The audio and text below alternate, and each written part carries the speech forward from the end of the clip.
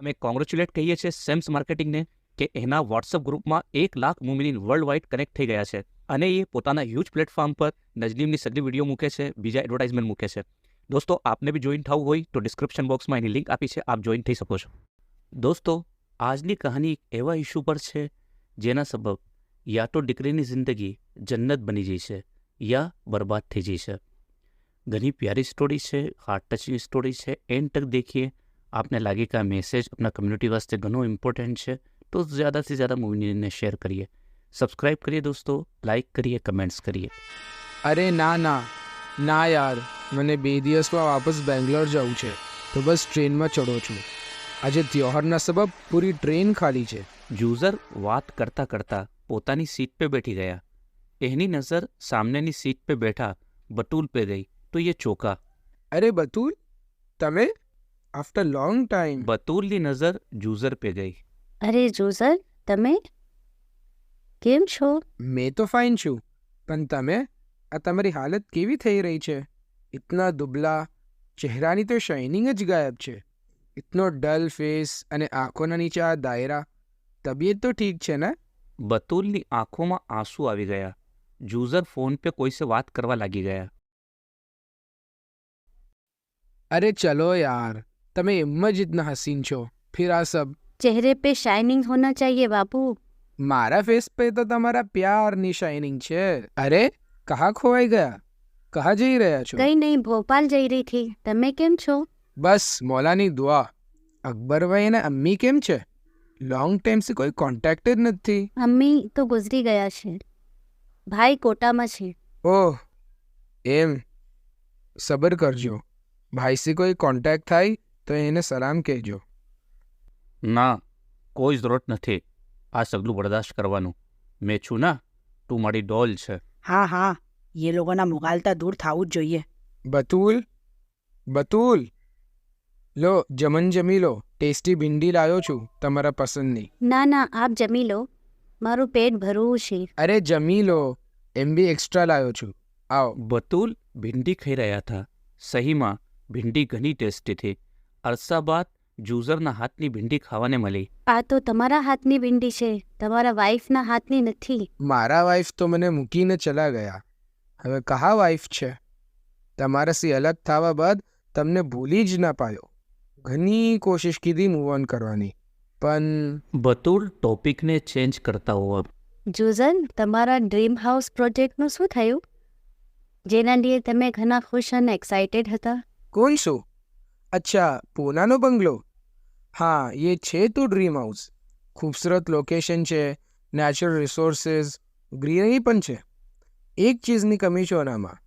એ શું કે वो खूबसूरत हमसफ़र નથી, જેની ચાહ રાખીને वो બંગલો બનાવ્યો તો મેં. જમવા બાદ યુઝર વાપસ ફોન पे વાત કરવા લાગી ગયા. આજે અરસા બાદ યુઝરને દેખીને બતુલના પલકો पे પુરાના દિવસો તેડી રહ્યા હતા. તિવારી એ જિંદગી સે કિતના ખુશ હતા. મને શાદી બાદ મુંહ દિખાઈમાં શું આપશો? તાજમહેલ. તાજમહેલ? हाँ, મારા સપનાઓનો તાજમહેલ, જहाँ अपन खूबसूरती से अपनी जिंदगी निकालीશું. તમને હરિયાળી, નેચર અને સુકૂનવાળી ખૂબસૂરત જગામાં રહેવું હતું ને, તો મેં ये ફ્રેસ્કો રિયાલિટી સે કેસલ ટાઉનમાં બંગલો બુક કરાવી લીધો છે. એ ઉંદરીના કરીબ છે. ઓહ વાવ, કેસન ટાઉન. અહીંનું તો ઘણું નામ સુનું છે, પણ ઘણો મહેંગો હશે.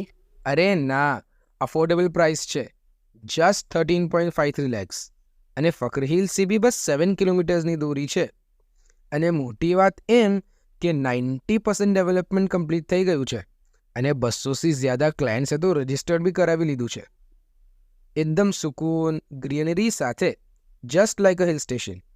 મુમિનીન, આપ બી પોતાના ખૂબસૂરત પાર્ટનર સાથે ખૂબસૂરત લોકેશન પર ખૂબસૂરત જિંદગી ગુજારવા ચાહતા હોય તો મુર્તઝાભાઈ, અબ્બાસભાઈ યા તાહિરભાઈથી કોન્ટેક્ટ કરી બુક કરાવી શકો છો.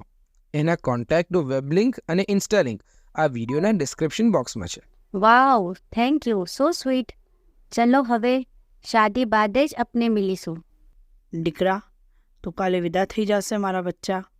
મારાથી દૂર થઈ જશે, ઘરને સૂનું કરી જશે.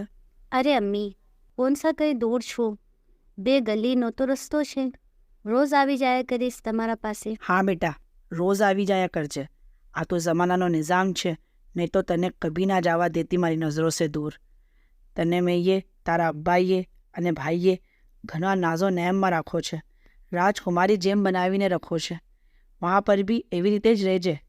સસુરાલમાં જ્યાદા લપડ લપડ મત કરજે. સાસુને સાફ મના કરી દેજે કે મને કંઈ નથી આવડતું. તને કોઈની ફિકર કરવાની જરૂરત નથી. મેં જિંદા બેઠી છું હમણાં. શિરીન, આ શું સલાહ આપી રહ્યા છો દીકરીને? જિંદગી બરબાદ કરશો એની? દીકરા, હવેથી તમારી માં તમારી સાસુ છે અને તમારી જિંદગી તમારા હસબેન્ડ છે. તમારા સાસુની માં જેમ ખિદમત કરજો અને હસબેન્ડની બી ખિદમત કરજો અને એને તાબે થાજો તો ખુશ રહેશો. કામ કરવાશે કોઈ માણસ છોટું નથી થતું, બલકી પોતાની ઇજ્જત વધે છે. જે દીકરીઓએ ઘરના કામને ઓછું સમજ્યું એને તા ઉંમર બીજાના કામ કરતા દેખું છે. તમે યહાં લાડ પ્યારમાં રહ્યા, પણ વહાં સગલું કામ દિલ સે કરજો, સબર કરજો. સાફ સફાઈ, ઝાડુ પોછો જે બી કરવું પડે કરજો. ઘરનો માહોલ હોય છે, કભી તમારી સાસુ યા સસુરાલમાં કોઈ કંઈ બોલ દે તો સબર કરજો. એના સબબ તમારી ઇજ્જત વધશે. અબ્બા, આ શું કહી રહ્યા છો અબ્બા? આ મારી શહેઝાદી છે, કોઈના ઘરની નોકરાની નહીં. તમને કોઈનું કંઈ કરવાની જરૂરત નથી. કામવાળી રાખી લેશે એ લોકો. કોઈ ભી તમને પરેશાન કરે મને કોલ કરજો. ધ્યાન રાખજો, તું મારા પે બોજ નથી. તારો ખર્ચો મેં તા ઉમ્ર ઉઠાવી શકું છું. તમારા બેવેનું અંધું પ્યાર એક દિવસ આ દીકરાની જિંદગીને ખરાબ કરીને મૂકી દેશે અને પછતાવાના અલાવા કંઈ નહીં મિલે. જે દીકરીના માં શાદી બાદ બી દીકરીને એવી સલાહ આપે યા એની લાઈફમાં ઇન્ટરફેર કરે છે, એનું નુકસાન દીકરીને જ થાય છે, યાદ રાખજો. પણ મોહસિનભાઈની વાત કોઈએ ના સુની. માં અને ભાઈની શેહ પર બતુલમાં ઘણો એટીટ્યૂડ હતું. બેવેની શાદી થઈ ગઈ. શાદીના બાદ ચલો રાજકુમારીજી, ઉઠી જાઓ. 11 વાગી ગયા છે. તમે અમ્મીના ઘરે નથી, સસુરાલમાં છો, સસુરાલમાં. ઓહ, સુવા દો મને.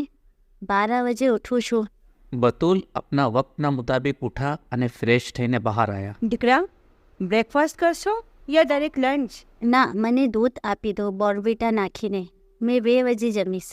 અને જમનમાં શું પકાયું છે અમ્મી? કદ્દુની સબ્જી બનાવી છે.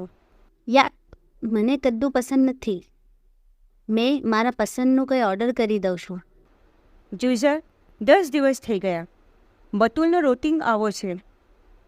મેં સવારે કિચનમાં જમણ બનાવું છું, ઘરની સફાઈનું કામ કરું છું. એ 12 વાગે ઉઠે છે અને જમવા આવી જાય છે. અને પસંદનું જમણ ના બનાવ્યું હોય તો ઓર્ડર કરી આપે છે. શરૂના 2-3 દિવસ મેં એ સોચ્યું કે નાની છે, ધીમે ધીમે સમજ પડી જશે. પણ અને સવારે એના અમ્મી સે વાત કરી રહી હતી તો મારા હાથના જમણની બુરાઈ કરી રહી હતી.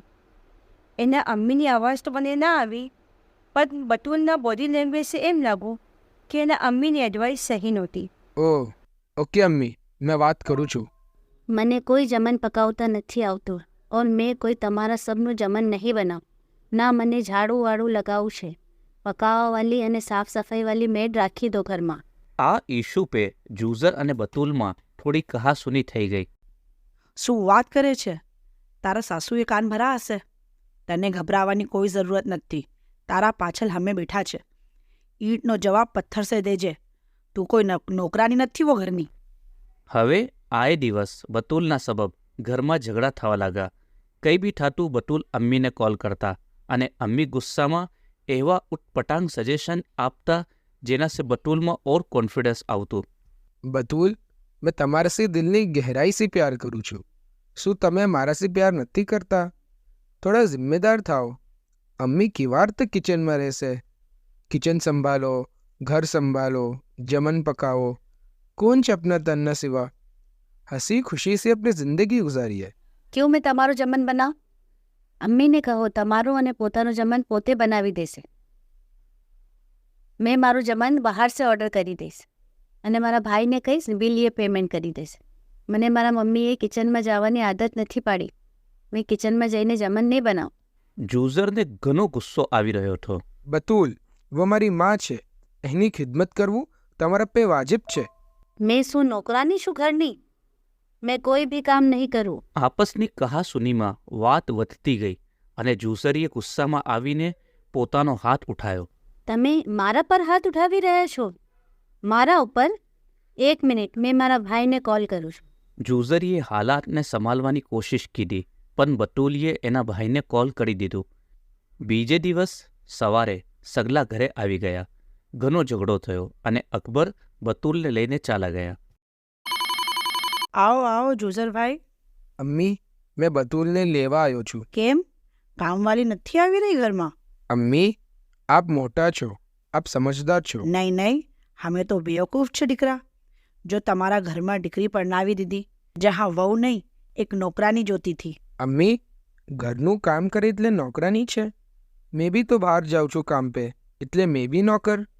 જે લેડી એમ સમજે છે કે ઘરનું કામ હલકું હોય છે, એ જિંદગીની હર ચીજને હલકી સમજે છે, હર ચીજને હલકી કરી દે છે. પણ અમ્મીએ એક ના સુની. એને રહી રહીને ગુસ્સો આવી રહ્યો હતો કે મારા દીકરી પે હાથ ઉઠાયો અને વાત તલાક તક પહોંચી ગઈ. અકબરીએ ઘણા જોશમાં કહ્યું કે મેં મારી બહેનને જિંદગીભર બેઠીને ખિલાવી શકું છું. બતુલ, બતુલ, ચાય પીશો? ચાય લાવ. હા હા, નહીં નહીં. અરે, તમારી આંખોમાં આંસુ કેમ? શું થયું? બતુલ પોતાના આંસુ છુપાવતા હોવા. ના ના, કંઈ નહીં. બતુલ, તમે ઘણા સેડ અને ડલ લાગી રહ્યા છો. કોઈ ઇશ્યુ હોય તો શેર વિથ મી. મન હલકું થઈ જશે. થોડા વખત જ સહી, પણ अपन એકબીજાના થાવ. બતુલને જુઝરની વાત સુનીને ઘણું રોવું આવી રહ્યું હતું. ના ચાહતા હોવા બી આંસુ આંખો સે ટપકી રહ્યા હતા. અરે અરે, ઓકે, કંઈ નહીં, ના બોલો કંઈ પણ. એવી રીતે રોવો ના, મને તકલીફ થઈ રહી છે. જોઝર, આ આંસુ, આ તકલીફ મારી કિસ્મતમાં મેં, મારા અમ્મી અને મારા ભાઈએ લીખી છે. મારા અબ્બા ચીખી ચીખીને આજના દિવસ વાસ્તે એલર્ટ કરતા રહ્યા, પણ મેં ના સમજી અને જીવાર તક સમજી મારી જિંદગી બરબાદ થઈ ગઈ. તમે સહી કહેતા હતા, તમે સહી સમજાવતા હતા કે દીકરીની ઇજ્જત એના સસુરાલમાં છે. તમારા સે તલાક બાદ મેં ઘરે આવી ગઈ. ભાઈ અને અમ્મી મારો હોસલો बढ़ાવતા કે મેં કોઈ ચીજના ઉપર દુઃખી ના રહું, પણ અબ્બાના ફેસ પર તકલીફ દિખતી જ. થોડા અરસા બાદ અબ્બા ગુજરી ગયા. અમ્મી મારું પૂરું ધ્યાન રાખતા અને ભાઈની શાદી થઈ ગઈ. ભાભી ઘરે આવ્યા. શરૂમાં તો સબ ઠીક થયું, પણ મેં ભાભીને અખડવા લાગી. ભાભીના આવ્યા બાદ ભાઈમાં બી ઘણો ફરક આવવા લાગો.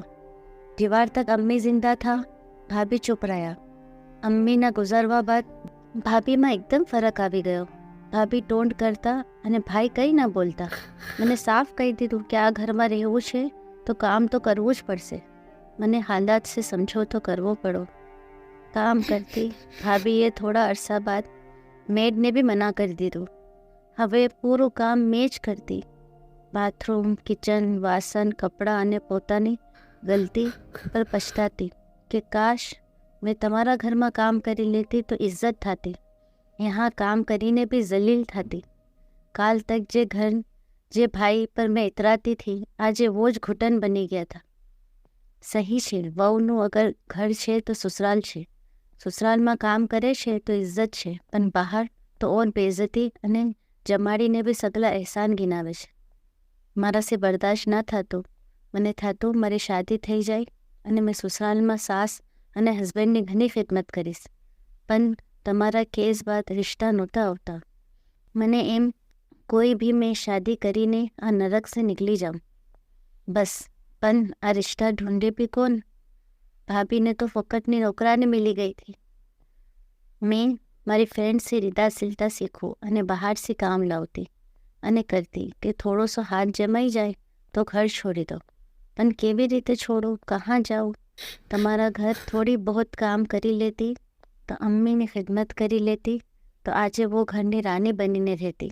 પણ વહાં ના કરું તો બીજાના ઘરની નોકરાની બનીને રહેગી. સહી કહેતા હતા અબ્બા. જે માં શાદી બાદ દીકરીની જિંદગીમાં ઇન્ટરફિયરન્સ કરે છે, એ પોતાના હાથો સે જ પોતાની દીકરીને જહન્નુમની તરફ ધકેલી છે. ચલો જુઝર, મારું સ્ટેશન આવી ગયું. જુઝર, મેં તમારાથી માફી માંગુ છું. બસ મેં કહી નથી શકતી કે મેં કિતની પછતાની છું તમારું ઘર છોડીને. કાશ મેં ના છોડીને જાતી પ્લીઝ મને માફ કરી દેજો. જુઝરીએ બતુલનો હાથ પકડી લીધો. બતુલ, એકવાર તો ચલા ગયા, વાપસ ના જાઓ. આજે બી મારા દિલ અને ઘરમાં જગા ખાલી છે. જે થયું સો થયું. તમે એ તકલીફ ઉઠાવી તમારા ગલતીની, અને ઉમ્મીદ છે આપની કહાની સુનવા બાદ બીજાને ઇબરત થશે. પણ વાપસ આવી જાઓ મારા લાઈફમાં. બતુલની આંખો અને દિલમાં જજ્બાતનું તોફાન થયો. એવું લાગી રહ્યું હતું કે એની ગલતીની સજા આજે કમ્પ્લીટ થઈ ગઈ, અને જે હસીન જિંદગીના લીએ એ પછતાતા હતા એ વાપસ એને બોલાવી રહી છે. બતુલીએ પોતાનો હાથો સે જુઝરના હાથ પકડી લીધા. દીકરા, બતુલ દીકરા, અરે દિનભર કિચનમાં રહી છે, થોડું આરામ કરી लिया કર બેટા. મને બી કિચનમાં નથી આવવા દેતી. અરે અમ્મી, આ કિચન છોડવા બાદ ઘણી પછતાની થી. મન કરતું એકવાર વાપસ આ કિચનમાં આવી ગઈ તો ઘણી શિદ્દતથી આનો એહતરામ કરીશ. કઈ નેમતોની કદર ઓના છૂટવા બાદ જ થાય છે. આ ઘર, આ કિચન તો મને ઇજ્જત દઈ છે. આને મૂકીને બેઇજ્જતીથી બીજાના કામો કીધા છે. शीरीन बहनिए बतूल ने गले लगा લીધો. दोस्तों, आप यह कहानी देखिए, आप कहीं ना कहीं रिलेट करता हशो कि એવું હર જગા બને છે. એમ કોશિશ કરીએ કે એવું બને અને દીકરી તકલીફ ઉઠાવે એના પહેલાં આ કહાનીના જરીએ એક મેસેજ લોકો તક પહોંચે, મોમિન તક પહોંચે અને એવી ગલતીઓ ના થાય. તો આપ સેલ્તમાસ છે, ज़्यादाથી ज़्यादा મોમિનને શેર કરજો, લાઇક કરજો, કમેન્ટ્સ કરજો. આપના કમેન્ટ્સ અમને ઘણો ઇન્સ્પાયર કરીએ છે. અને સબસ્ક્રાઈબ કરજો દોસ્તો. શુક્રિયા દોસ્તો.